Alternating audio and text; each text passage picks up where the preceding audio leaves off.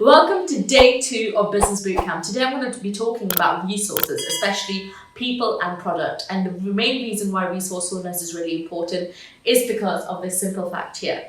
Now, you've heard this for many years and from many different people. We all have 24 hours in a day, and that's true. Depending on how we use this 24 hours really matters. So we're being resourceful and efficient with our time. Now, this applies to your business as well. You need to be resourceful in your, in all the things that you have, which means your employees, your products, your people around you, even your machinery and all of that. So you need to be resourceful in what you have to make sure it's most efficient for you. Now, the first thing I want to talk about is the basics. Before I go into how to be really resourceful in your company, I want to talk about communication strategy. Now, communication is key in any business, right? You need to really be able to communicate your vision, your core mission to people around you. Now, the first thing on the checklist that you'll see is, have you clearly shared your core values and mission to your employees? Now, you might be thinking, why is this important? Why does all my employees need to know my core mission? Why does all my employees need to know my core vision? Now, the reason for this is, if they feel part of the team, they know your vision, they know your mission, they'll help you get there. They're motivated to help you get there. And this could then lead on to them feeling motivated to stay in your business, which means that you don't have to keep, hiring new people and training new people, because these people will be loyal to you and they know where you're heading and they feel motivated in their job, and just overall feel really motivated to do their work, which means that you're making good use of your resources, which is your employees.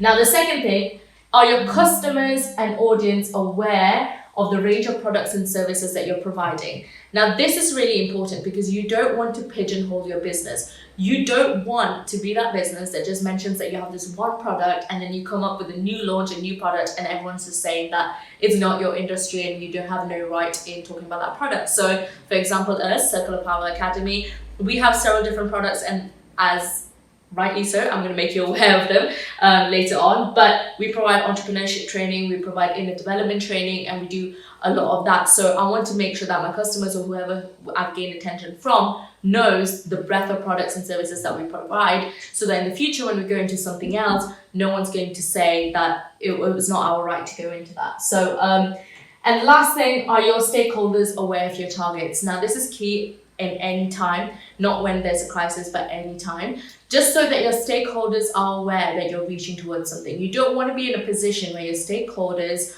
are not confident in what you're doing, which means that you could be led to a position of financial instability. So you need them to be a good source for you. So you need them to be aware of your targets and that you're motivated to reach the targets. Now, the second thing is product delivery and mode. How can you switch, or how can you think about being resourceful in your product delivery and mode? Now, the first thing is, can your products be online, and can some form of your services be online based? Now, this is key.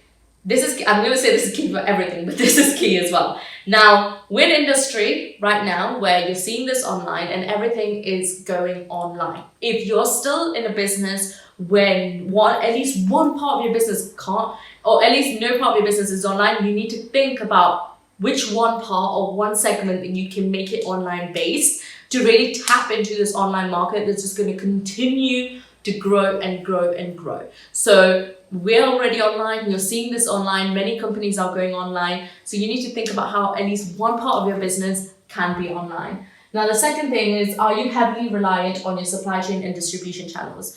Now, the reason why this is key is because if you are reliant on your supply chain or distribution channels, if something happens there, the chain is then broken. Now, if the chain is broken, it means you can't carry on with your business as normal because you're dependent on your supply chain and you're dependent on your distribution channels. So you need to think of a way and really analyze a way where you're not relying on them and you can do something if anything happens, right? Because you can't stop your business because of your supply chain or because of a distribution channel. So maybe really think about that. Maybe mergers and takeovers is an option for you. Maybe outsourcing is an option for you. So really think about that and see how reliant you are on your channels. And again, if so, can you outsource something? Now, are your products and services essential for many? Does it provide value? Think about this all the time. Think about what sort of value you are providing. Is it key for them to get your product? Is your product actually going to provide value? Think about that in terms of resourcefulness. Now, Third thing, employees. Like I mentioned, use them. They are your resources, so you need to use them efficiently. Have you created an organizational structure? This is the first thing you need to think about.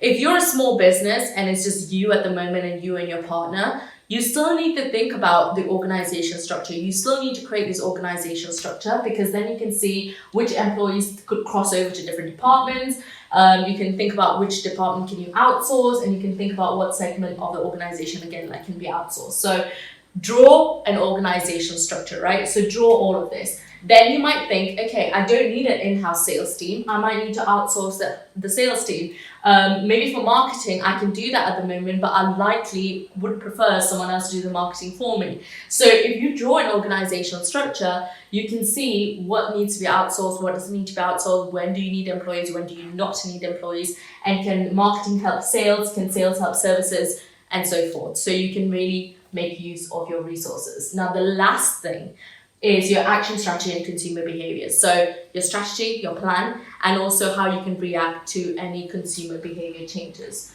So does your action plan have a baseline? Do you know where that baseline is? On fair enough, you have your targets, okay, but what's that baseline? What's that baseline that you need? Who are you benchmarking against? With the time, currently I'm filming, during the COVID-19 situation. A lot of people, are starting up their businesses now, but they have no idea on who their competitors are, right? You need to know who your competitors are. You need to know what your benchmark is and how you can go ahead from that, but you also need to know the benchmark. And what is your method of reporting? What metrics are you measuring? If you're doing blogging, if you're doing YouTube, you're thinking maybe just the views, but think deeper, think what could lead to the monetization. So what metrics are you measuring, and also when are you measuring them? Are you looking at them every week? Are you looking at them every 2 weeks? What are you doing with this data? And lastly, how quickly can your product and service alter according to a change in consumer behavior? Now, things are going to change. Things are already changing. You don't want to be in a position where a whole shift in consumer taste and preference happens and your business can't accommodate to that. So this leads me on to my point that I was talking about before about don't pigeonhole your business, right? Because if you pigeonhole your business, what you're going to do is you're just going to say, I provide this. So when there's a change in consumer taste and preference, then you can't really go into that change. So that's why you need to make them aware of all the products and services that you are willing to offer. Now, like I said, you have to make your customers aware of your products and services. So I just want to make you aware that we have a Circle of Power entrepreneurship program available. So we'll keep you accountable on your entrepreneurship goals, on your business goals, and get you going forward. If you're interested in joining this program and seeing what it's like, I offer you a 10-day free trial so you can see what the entrepreneurship program is all about and really benefit from that, even if you join us just for 10 days. So click on the link down below and get your 10-day free trial for our Circle of Power entrepreneurship program.